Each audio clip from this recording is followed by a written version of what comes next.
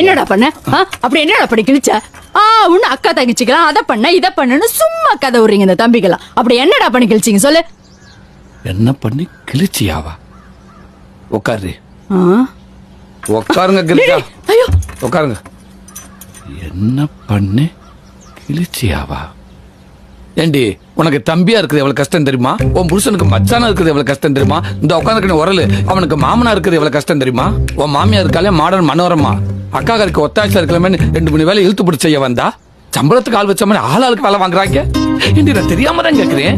எங்க ஆத்தாகரி அவனுக்கு ஒன்ன கட்டி கொடுத்துருக்காளா இல்ல என்ன சேர்த்து கட்டி கொடுத்துருக்காளா? அந்த கூழ்பானே இன்னைக்கு இல்ல, அவனை எல்கேஜி சேர்த்து விட்டதுல இருந்து 7:30 மணி பள்ளிக்கூடத்துக்கு 5:30 மணிக்கு எழுப்பி விட்டு பல்ல விளக்கி விட்டு ஆய் கழுவி விட்டு குளிப்பாட்டி விட்டு துவட்டி தலை சீவி பவுடர் அடிச்சு யூனிஃபார்ம் பேர்ல சட்டை டவுசர் ஷூ சாக்ஸ் பெல்ட் டைல ஒரு பேச்சு லொட்டு லொசுக்குன்னு எல்லாத்தையும் மாட்டி விட்டு குதின்னு குதிக்கிறவனுக்கு குஞ்சு மணியை மாட்டிடாம ஜிப்பையும் போட்டு விட்டு அவனை பள்ளிக்கூடத்துக்கு ஏற்பாடு பண்றதுக்குள்ள என் பாடு பெரும்பாடு ஆயிருந்தே. இதெல்லாம் வருது.